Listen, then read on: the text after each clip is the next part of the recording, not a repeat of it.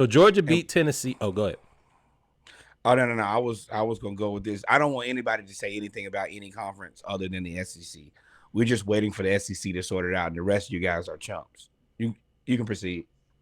Yeah, so the string of, and this is the highlight of parity, is apparent in the SEC.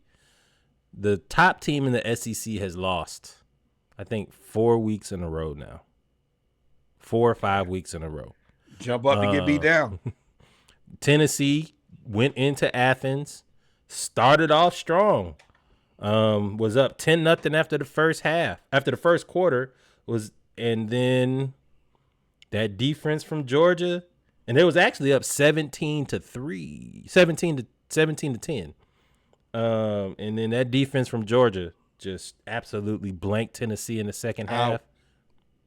I was hoping y'all was gonna lose this game, I and then thought it it just spun was. out. So Well, I you was you ready to come in here dance on y'all grave. My lord, I would have been happy if y'all lost again. that's why we won, because you was being you.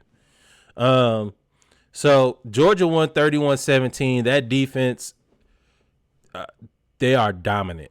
They may not have a lot of names this year, but man, when they decide that you just not gonna score no more, you just not gonna score no When more.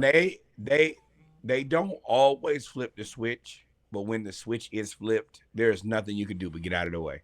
Literally nothing you can do. And the offense actually helped them out. Offensive player. Yeah, I thought Pierce. You're right, Sneaky, and we'll get to it. I thought Pierce for Tennessee was good, and he is good. But that offensive line for Georgia took this game personally after getting all straight up embarrassed and punked by Ole Miss in Oxford. Carson Beck was who we thought he was going to be at the beginning of the season. We thought Carson Beck was this guy. He's player of the week, offensive player of the week. 25 of 40, 25 of 40, 347 yards, 32 rushing yards, one rushing TD. No interceptions, no bad passes, no mistakes. Really good game manager football, and actually started running. This is who we thought he was going to be at the very beginning of the season, not this 15 interceptions in 4 games type guy. Shout out to Carson Beck, man. And shout out to Mike Bobo. Cons- Consignment backup.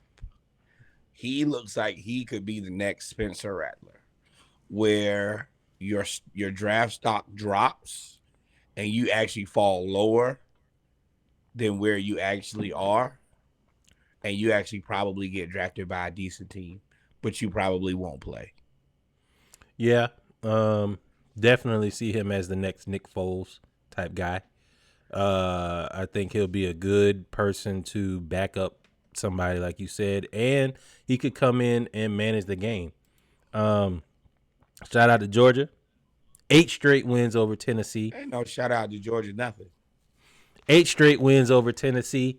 The last time Tennessee Damn. won, Jawan Jennings caught the Hail Mary in Athens. It was the last time that they won. Jawan Jennings is in his 7th year in the league with the San Francisco 49ers. That man cemented to be a part of a whole team. He got a whole career, and y'all ain't beat him. That Tennessee, I don't got no answer for that. It's nothing but that's embarrassing. Y'all To gotta stop answer your losing to question, him. Sneaky, is he? We shout out to our live viewers. Is Stetson is Carson Beck better than Stetson Bennett? Talent wise, yes. He has a bigger arm. He's 6'4". He's not as fast, but he's mobile. He can fit the ball in tight spaces if he can read the coverage. He can throw the ball down the field. Strong arm, former baseball player. But he does not have St- the intangibles. yes, that's like Stetson kind of has like he reminds me of Brock Purdy a little bit, where he might not be the best guy, but it's just he knows how to get it done if everything around him is good. Now you can't put Stetson on a bad team.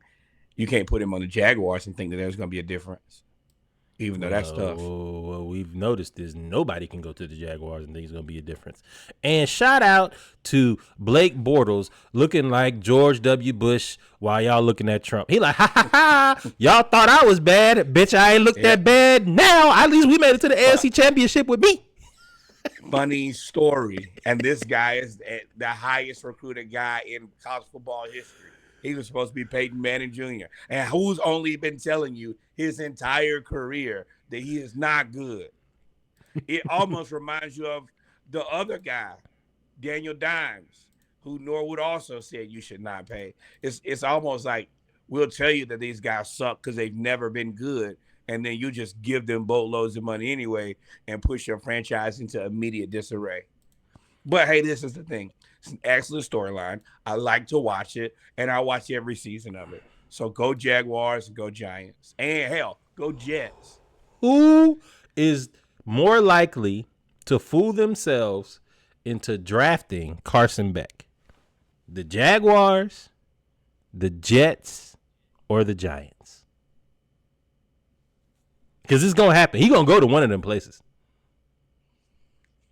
I don't think so. It's going to be somebody who doesn't need a quarterback. He's going to get a good job. He'll get a good job where he's just going to that is 100% not a good job.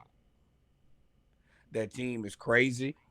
The defense only shows up kind of sometimes. You got Aaron Rodgers there to bully you. No, that'd be the last place I would be looking to go. I mean, is there an opportunity because you have a bunch of good players on the team? Yes, but that's all you have. They don't, whatever they're supposed to have as far as continuity and whatever, they don't have. They just got a bunch of good names. They're almost like the opposite of the Lions. Okay, there we go. Yeah. So, Stetson, it is what it is, bro. Oh, Cooper Rush 2.0. Yep, I can see that. You should look to be a good quarterbacks coach.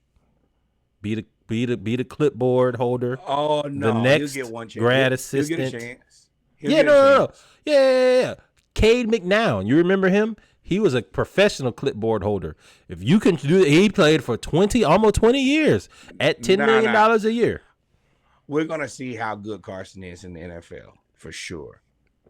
I mean, because let's also be very honest here. There are not a lot of good quarterbacks in this draft. This is the reason that the Falcons drafted Michael Penix. After Shador and Cam Ward, then everything gets dicey. And Tennessee going to be looking for another QB because Levis ain't it. We'll see. But yeah, so Georgia won. Until next time.